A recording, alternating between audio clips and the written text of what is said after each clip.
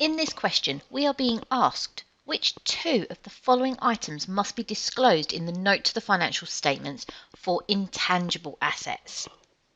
To answer this question correctly, you'll need to understand the requirements from IAS 38 and the disclosure requirements for an intangible asset.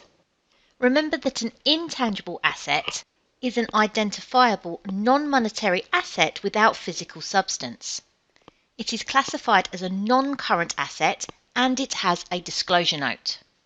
IAS 38 tells us that the disclosure requirements include the following: costs, amortisation, which should include the methods and the expected period to be amortised, any impairments that will write down and reduce the intangible asset, and a reconciliation of the balance at the beginning of the year to the end.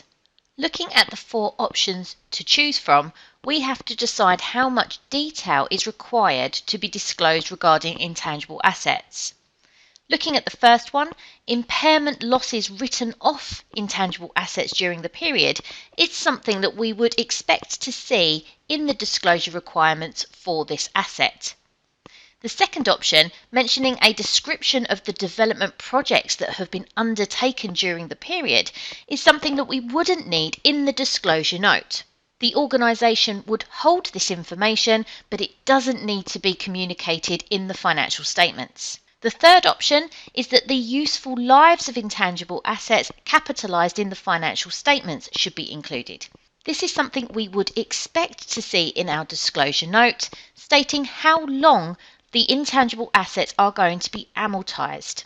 And then finally, the last statement is a list of all intangible assets purchased or developed in the period. This is the breakdown of the information that would be disclosed in the financial statements, and it is unnecessary to have that much detail included.